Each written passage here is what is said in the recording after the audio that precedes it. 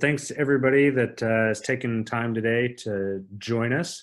Uh, we'll try to keep this brief and to the point, and not make it a 30-minute sales presentation. We think, given the current environment and the lack of a lot of businesses having familiarity with people working from home, this is a very relevant topic that we've gotten a lot of feedback on.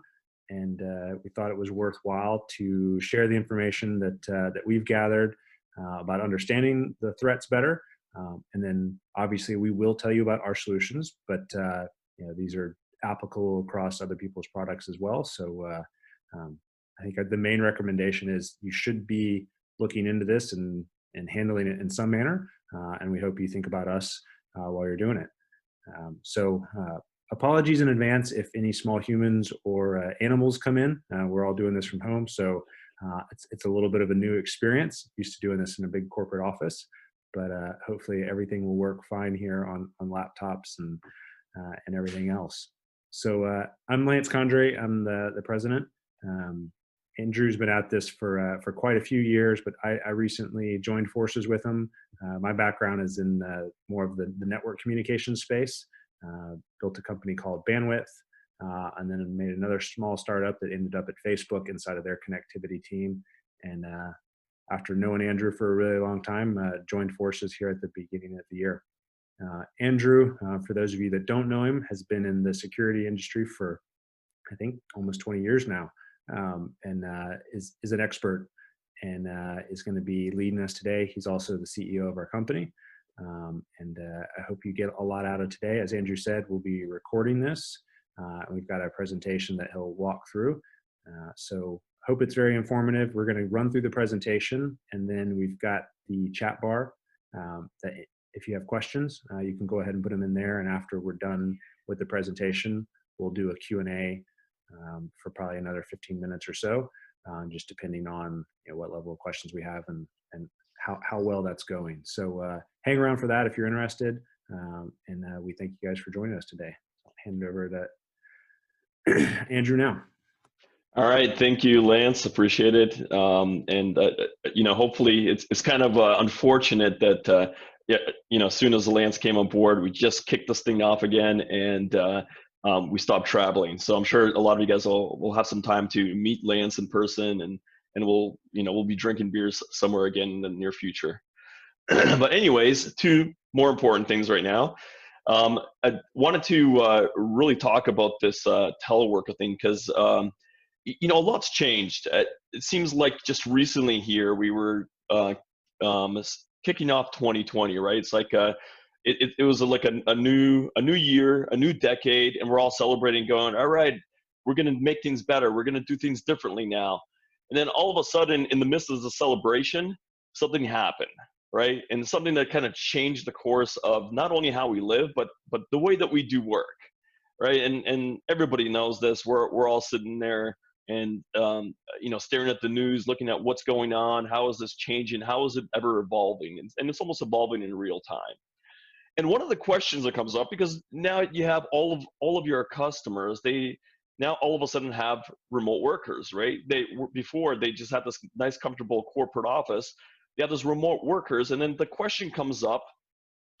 The question is, are we secure, right? And this question, some of you have heard me state this before. This question, I really don't like it because it's an ambiguous question, right? When you think about cybersecurity, you think about security in general, it's not a red or blue pill. It's not an on or off. It's definitely not an absolute. I say this often, that you're never 100% secure unless you're dead, because as long as you're alive, something can get you, right? The only time you're not at risk of dying is if you're already dead, and nobody wants to be there. So think of security more as a scale, right? Or a balance, or as sometimes I portray it, even a trichotomy. And the reason why it's a trichotomy, because there's always these trade-offs. You have security itself, like how much more do you want to be secure? How much do you want to increase the security? And oftentimes that's a trade-off for performance. And both of these are a trade-off for cost, right? You have to spend money to get performance and security.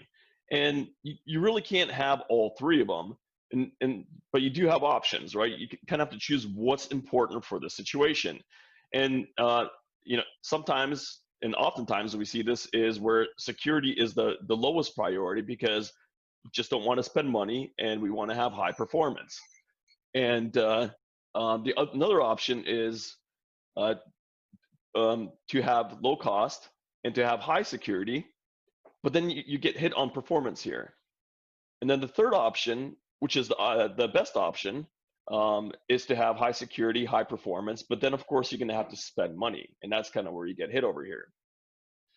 But all in all, it's a balance, right? And as you guys, as professionals out there, you have to learn how to, for each environment, you have to go in and assess which of these knobs you've got to tweak and turn to make this right for this right environment.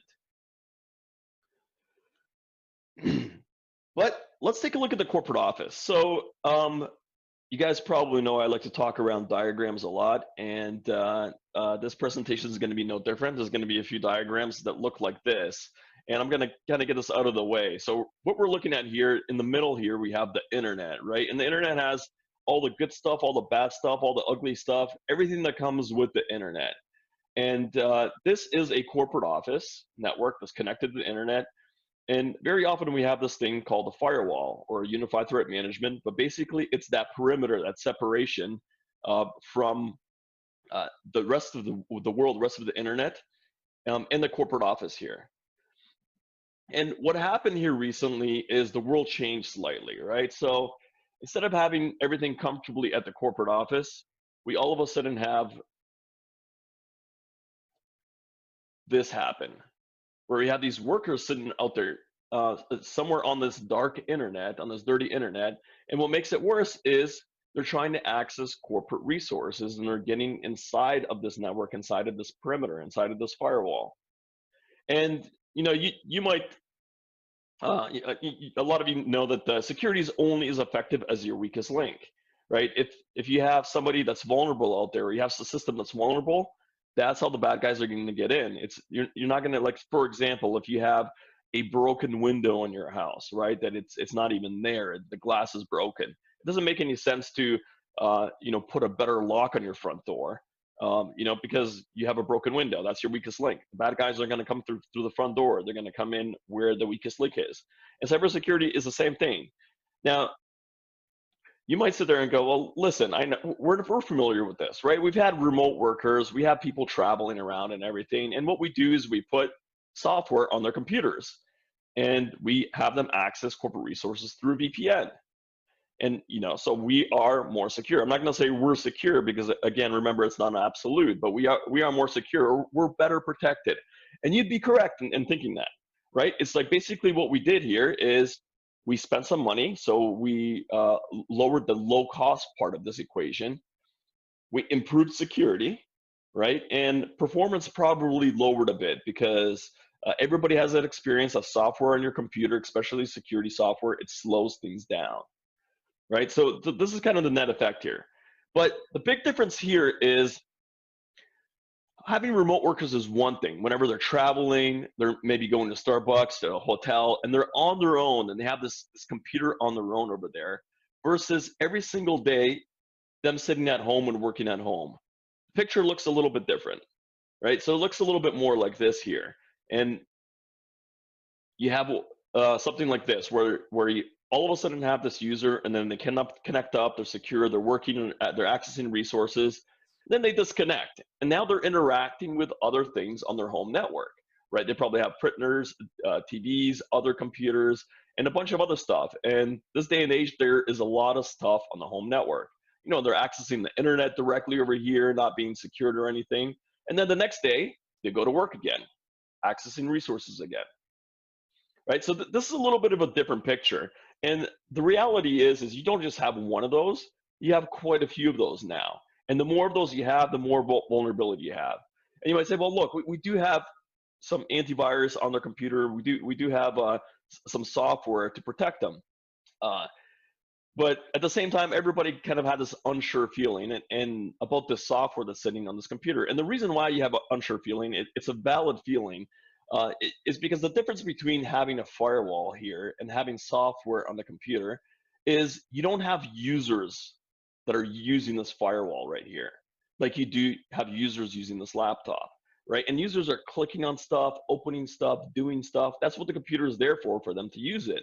And they're doing all this stuff. And that's the big difference between having something that's in the network, looking at all the traffic, and something that's sitting on the actual device that you're trying to protect. Now, you know, what can happen, right? And I'm going to just play a quick demo of one of the things that can happen. And this is a very obvious and realistic one. And this is kind of a demo that was recorded by somebody here. But basically, I'm going to explain what's going on. On the right side here, you have a Windows machine. And you have a file that he's scanning there with AVG. And this file comes up clean, right? No threats found. And on the left side there, we have what we would call a command and control server.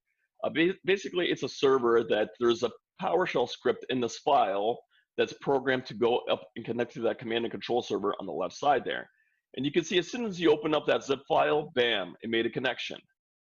All right, and just a caveat, this person is doing all of this stuff manually here. Obviously, this would be scripted and done automatically. But just to make it slow and for you to see everything that's happening here, all he's doing here is looking, okay, what's installed? What programs do I have installed here on this computer that connected to me? He's taking a look, and one of the things you see there, you have the Office Suite. The other one you see there is AVG, right? And what we're going to do here is we're going to take this AVG and we're going to run an uninstall command. And once that happens, you'll see on the right side there, you'll see kind of the experience, what the effect is. And again, this can happen when the user's machine the screen is locked, when the mouse hasn't been moving in a while. It can be done at any time. And we're just doing this for demo purposes to show what's going on here. So we got this uninstall going, and you'll see here on the right side, all of a sudden you have this thing pop up that, hey, this computer is not protected. So remotely, we're able to uninstall this program, right? And this is kind of like one of these net effects of having the software on the system that you're trying to protect. It's having software there, it does make it more difficult for hackers, but again, it doesn't make it impossible for them, right? It's a step in the right direction. And you can see here, he's looking, there's no scan with AVG anymore. So you might be sitting there and going, well, look, free AVG, come on, Andrew, are you kidding me? We have something that we pay for, it's much better. And you're right, the paid versions of software are typically better. I will tell you a quick story. We have a customer, they have several locations, and one of the locations was new, and they acquired another company, and they haven't installed OmniNet at that location yet. They have around 800 computers and in total, and they did have a ransomware that came in through that one location that they haven't installed OmniNet yet. They were like, oh, we'll do it next week, we'll do it next month, we'll get to it eventually. And before they had a chance to get to it, it got to them. And they did have clients, they had paid security software on each of their desktops and laptops. And this ransomware, this version of the ransomware, just first thing it did is uninstall that client. And then it infected all the computers. Obviously, it was a nightmare for all of them. But you know, they eventually got through it and everything, and you know, they learned a lot of lessons. But that's just one part of it. So as we're looking at this, you know, your home probably looks something more like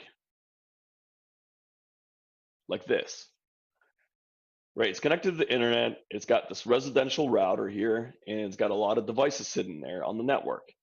And all of these devices are communicating through this internet connection up to the cloud here, right? The one thing I do want to bring up is this home router. So oddly enough, or you know, coincidentally enough, right when everybody started working from home, we started seeing a lot of this. And you can see the date down here, right? It's just a couple of weeks ago. But here what they're saying is, in a study, a dim picture study, 127 home routers, right? They're looking at router security, your home routers, and none of them were free of severe vulnerabilities. Severe vulnerability was something that you can get remote access to, right? And so let's take a look at another one here. So here's another one that's specifically focused on Netgear routers. There were 79 different models that had root access bugs going back as far as 2007, right? And here's another one here. This is specifically the CISA. And here they state, given the increase in telework, the CISA recommends that chief information security officers consider the risk that these vulnerabilities present to business networks. So what are they saying here? They're saying here that these vulnerabilities for these home routers, they present a risk to business networks, right? This is kind of what we've been saying here. And we can look at all this data and say, look, yeah, we read all this stuff all the time and everything, but is it actually happening? You know, are hackers actually sitting there and trying to leverage this? And are they really attacking the home users?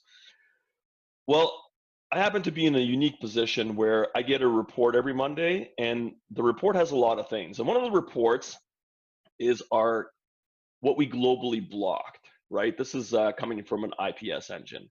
What do we globally block out there? And this is the top 20 things we blocked. And I got this yesterday morning, Monday morning. And out of the top 20,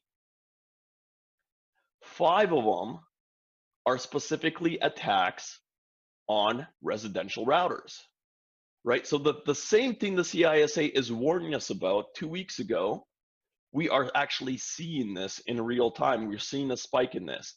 And this is the beginning of the spike, and we expect to see this grow actually in the next 6 to 12 months.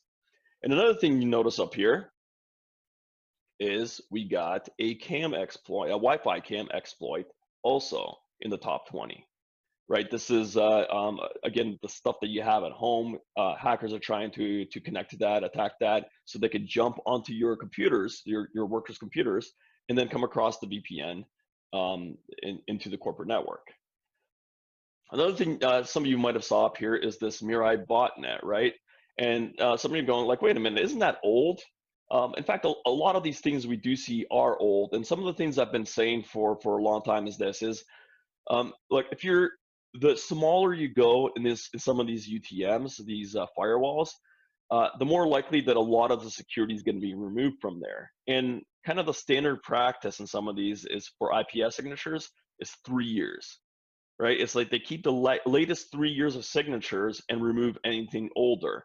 And what we've been saying for a long time, what we can continue to see is as soon as something is over 3 years old, and in fact, this is about 4 years old now, we start to see a spike in it. We see a rise in it because hackers know that, hey, very likely you're using a UTM or using a firewall that doesn't have signatures to protect you from that anymore. And we start seeing a rise in those type of attacks, right? And that's exactly what we're seeing here from Monday's report, is a rise in some of these older attacks here.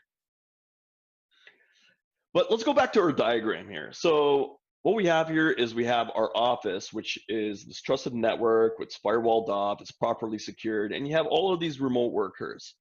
Well, what if you treat all of these remote workers like you would just another location, right? And you take this firewall and you put it at their location and make them part of this bigger network and secure their entire network. So you don't have this vulnerability of this home router, and you're protecting all of the cameras, the printers, and everything else on the network. Well, this is a good option. And again, let's go back to our trichotomy here, our triangle. This, of course, is going to cost money, right? Because these things are not cheap. These firewalls aren't cheap. It's definitely going to increase security quite a bit. And there's a potential for it to reduce the performance because now you have this choke point. You have everything going through this one box on-prem. So this is kind of where typically I start talking about Omninet a little bit. And I do want to just kind of throw this in here. And you guys, some of you know this. This is the Omninet story. Now, we've been doing perimeter security for a long time, but we do it slightly different. And what we do is instead of having this inspection happen on this box on the customer premise, we move this to the cloud. And by doing that, you get a lot more performance, you get a lot more security, a lot more inspection, and you can actually reduce the cost because now you're not spending money for each individual location to have a high performance box. It's all being done in the cloud up here, right? And you can see here that having that site-to-site secure connectivity is a lot more effective when you do it this way. And looking at our trichotomy over here, of course, the security goes way up in this case. Performance goes up because now you're not having that inspection in the box. It's being done in the network and being done at wire speed. And you're actually can save money by doing this because you are unifying your security inspection in a single cloud instance as opposed to having it distributed at each location. So right now you might be listening to this and saying, this is great, but I got to go and sell this to people, and I got to get them to spend money and buy into this. And the one picture that always comes to mind is this, right? And I totally get it, right? It's people tell me, you know, look, Andrew, you've been doing cybersecurity for over 20 years. And when you say this is what you should do, people tend to listen to it because you've been doing it for a long time. But when I go and tell my customers, hey, this is what you need to do, that, you know, this picture really depicts exactly kind of the response I get. It's like, hey, we're too busy, no thanks. It's like, hey, I'm trying to help you, you know, trying to help you get better at this, and you need to be listening to me. So something that comes to mind is this. Um, through this whole COVID thing, the interesting thing is you hear a lot of opinions. You hear people talking about different things, right? And it seems like everybody wants to put in their 2 cents. And I think this is very similar to what we see out there with cybersecurity, right? As soon as there is money to be spent, money to be made, different opinions on stuff, all of a sudden everybody has an opinion, and usually people want to have an opinion where it's going to financially benefit them. And then all of a sudden everybody's got their guard up, right? And then it's very controversial whenever nobody even really knows the details of what we're talking about. So think about this, right? You hear somebody put up some post on Facebook or somewhere else about coronavirus, right? And right away you're just like, whatever, I don't want to hear it, right? Now imagine if instead you had somebody start the sentence out like this. Hey, I'm a doctor in the ICU COVID unit, and here's what I'm seeing. Right? No matter what this person says after the statement, you'll probably tend to believe them more, right? Because now all of a sudden they have this authority, they know what they're doing, they know what they're talking about, right? And you're gonna say, okay, well, this guy's on the front lines, he knows what's going on, he sees it on a regular basis. I'm listening. I want to know from you, right? And another version of this might be, hey, I'm a doctor in the ICU COVID unit, and we've been collaborating with other ICU doctors in the state. Now you have not just this one area, but you have a bigger area where you have information from. Well, when I think about all of the IT providers and you guys who do IT, you guys are kind of in the same situation. You know, it's like if you're an MSP and you're an IT provider, you know, you're probably collaborating with other MSPs. You probably have customers that you've seen breaches at, right? And so when you talk to your customers, you can easily say, look, this is what we're seeing out there. In fact, you're collaborating with us as well, right? And I'm currently sharing what we're seeing, the threats that we're blocking out there. And there is a spike in attacks to home routers and other home products and everything. The hackers are starting to go after home users. That's exactly what we're seeing. And we expect to see a rise on that over the next 12 months, right? And what you guys are the experts, you guys are the front lines, you're collaborating with us, you're collaborating with other IT providers, and you just need, like when you talk to your customers, that's exactly the position you need to take, similar to a doctor in the ICU. Right? So, and if you need help with this and you need help talking with your customers, this is what we're here for. We're here to help you out. We're here to arm you with whatever information you need. And keep in mind this too, right? It's, oftentimes I hear MSP say, well, do you have any news articles I could share of some breaches and stuff? There's so many news articles, right? And it's kind of like nobody even believes the news anymore.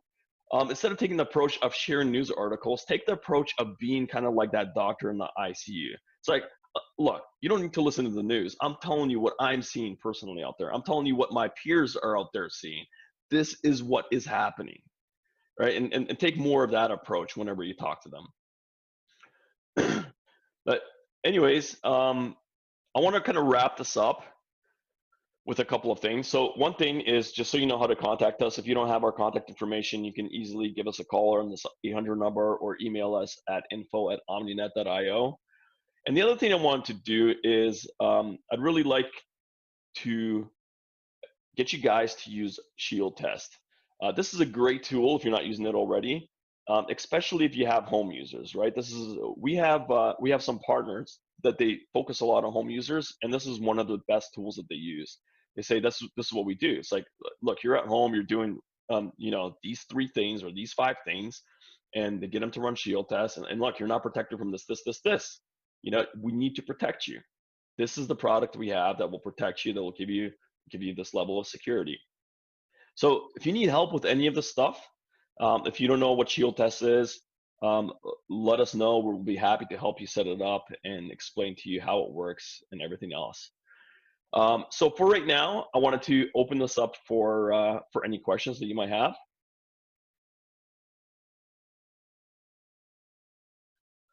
And have Lance come back on here. And I actually do see a question here. Will OmniNet be able to do SSL DPI? So that's a very good question, actually, and I'm glad you asked that. So if you want to do this today at a specific location, we can turn that on for you, and it's not in full production, but we could turn that on for you, and you can help. You can. Sorry about that, Lance. I didn't realize you can't unmute yourself. And I'm having trouble unmuting you too. There we go. There it goes. All right. You did an excellent job with that first question, though. So. Yeah, but just to answer the question, yes, we do plan to have this in the future.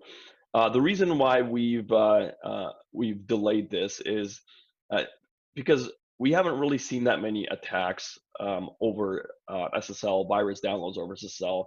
I know that's been a topic of conversation, right? And it's like the more HTTPS sites there are out there, the more commonly it happens.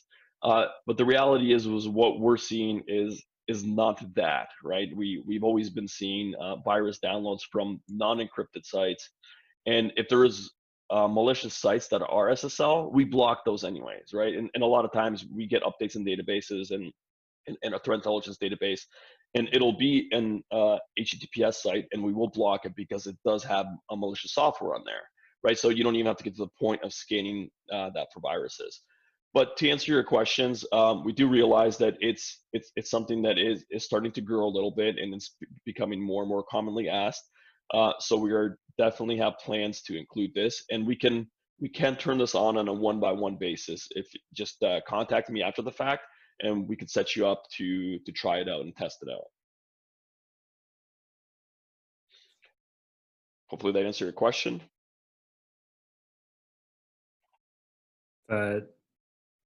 Anyone else that has a question that you didn't hear before, you should see either at the bottom or the top, depending on how your client works, a chat icon. And so you can click on the chat icon and just drop the message in there to everyone, and it will show up. We thought that was going to be a better method than unmuting everyone and potentially having some chaos there. So please put a question in there if you have any.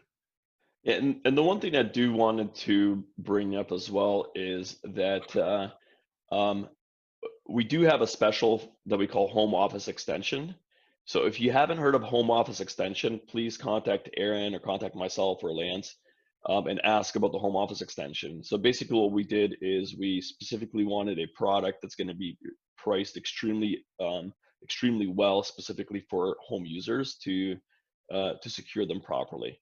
So definitely ask us about that Home Office Extension.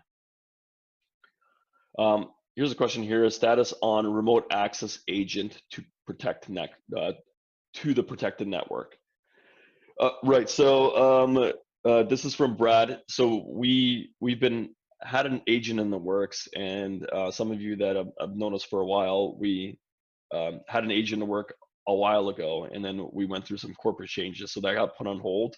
And at the beginning of the year, we looked at that again and we kicked it off, and we are planning to release it at the beginning of Q4.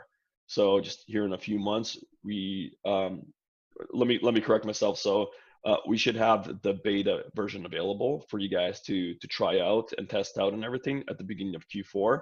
In the beginning of Q1, we plan to fully release it.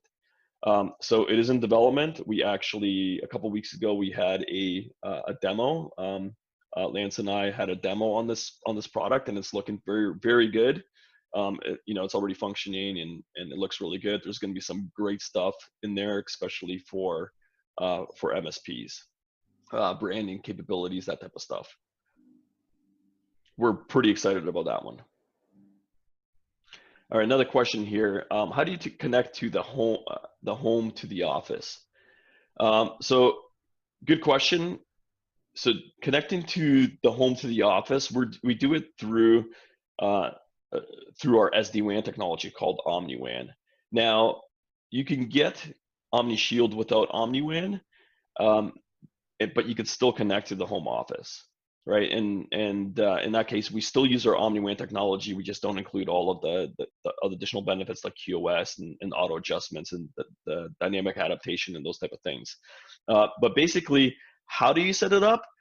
Our support will set it up for you. So basically what you just need to tell them is, hey, here is my remote offices. I need them to connect. This is what I need them to connect with or not connect with. And they'll take care of all of that for you. So you don't need to go in there and fumble around and mess around with that type of stuff. They're very versed in that type of stuff, and they can set you up. So another question here is OmniNet HIPAA compliant?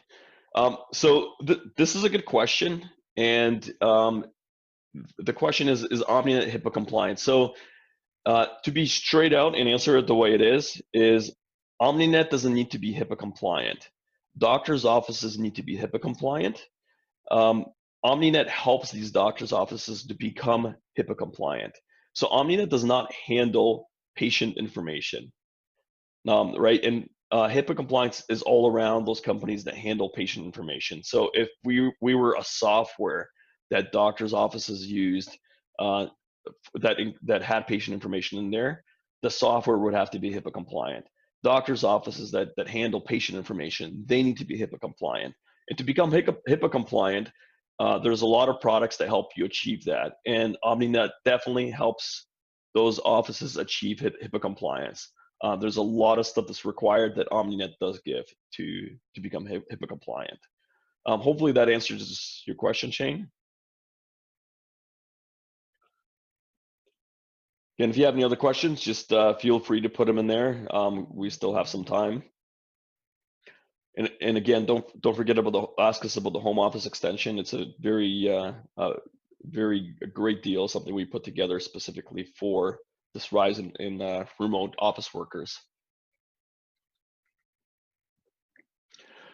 Yeah, so a question here. Could you please go over how we use Find the Shield test? Yeah, so let me do this.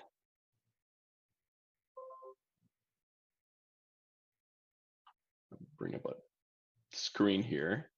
And if you just go to shieldtest.com, you can just quickly run it. So you could send somebody this link, and for MSPs, you can have a branded version of this, which a lot of you already know. But basically, you just run this test, and it takes about 30 seconds to run, and it does a few things. So number one, it's doing a quick port scan here just to see what ports I have open.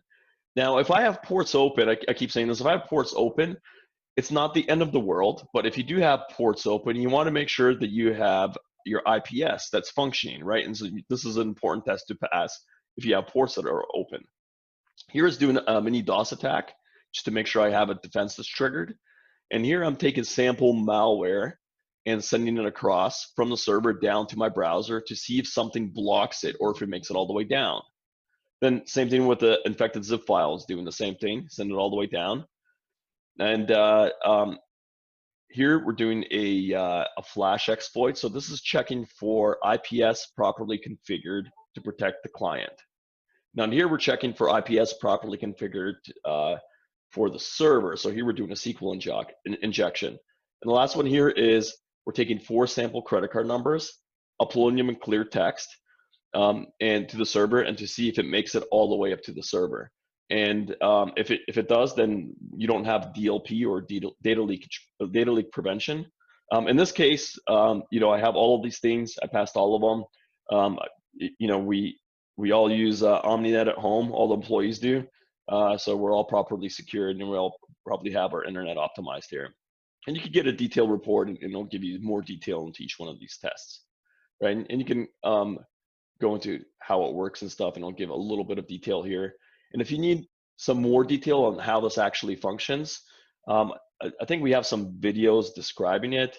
I definitely know we have a document describing some of the real technical aspects of this, so we can get into a lot of technology in here as well. So another Yeah, question here. Sorry, go ahead. No, I was just making sure you saw the further clarification on what's required for the remote site, how that actually connects up. Okay, is the remote office extension a software client or a hardware device the remote worker would you use to connect the equipment behind? Yeah, so great question. So the home office extension is it's not a software, it's a hardware. So to be clear, what we did is we took the OmniShield Lite with OmniWAN, and we just packaged it up and priced it properly for the home, right? So we reduced the price significantly. It's something that we can react with really quickly and get your product. And we wanted you to have something, be armed with something, and something that's affordable for the home. We realized that having OmniShield and OmniWAN at the prices set it right now, it's a price for the office, right? So we just wanted to have something that for you to sell. Even if we're not making money on it, we want to make sure that you have something that you're making money on, that your customers could be secure. So that's why we make sure it's priced effectively.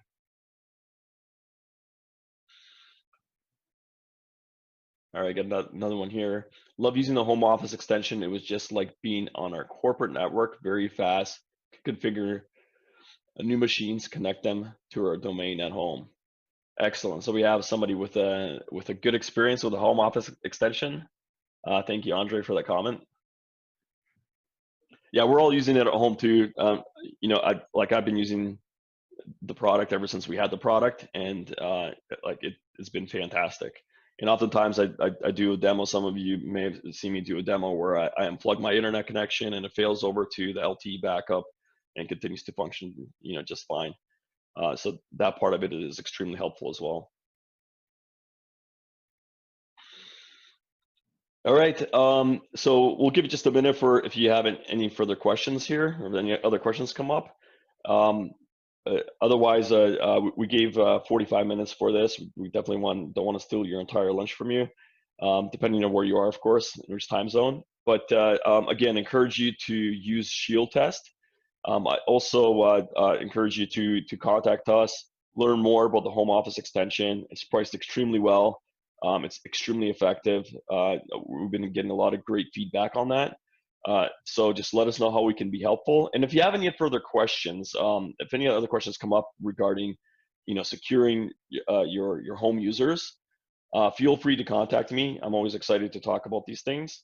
And hopefully this has been informative. And again, I just want to reiterate that there is different levels of security that you can take, right? And every time you increase the security, you're probably going to spend more money, and you're probably going to take a hit in performance, right? So, and it's perfectly fine to say, hey, look, I just want to take it to step one, and that's where I'm comfortable with, or that's where my customer is comfortable with. Perfectly fine. Just knowing that exposure is the most important thing. The reason why it's becoming a bigger issue right now is just because when you have a lot of users start working at home remotely, they instantly become a target. Hackers tend to go to where there is a lot of exposure, right? And all of a sudden now there's a lot of exposure for these home users, and that's what hackers are after, right? And that's what we're being warned about by the CISA. And that's what we're seeing in our systems globally, where the attacks are headed. So we wanted to make sure that we're properly warning you, we're equipping you guys with the right information, and making sure we're helping you take the proper steps to secure your customers and secure your employees. All right, actually one more question here. Will the home office extension protect the whole home? Great question. So the answer is yes, and that is absolutely necessary when having a firewall or UTM, is making sure you protect the entire home. Like I showed in that diagram, right? If you're only protecting one laptop, and as soon as they're interacting with the rest of the home, they could be exposed, right? Your router or your security camera or your other devices on the network, that they could be vulnerable, they could be already breached, and moving laterally is a very easy thing for hackers to do once they're inside your network, right? So protecting the entire home is key. That's a big step up or a big step forward in protecting your business network or corporate network, is securing that entire home of that remote worker. And to answer your question, yes, it absolutely protects your entire home. And like you guys know this, right? You can't buy and install a client for security camera or a Linksys router, or your TV or any of these things, right? Like there is no antivirus software for that type of stuff.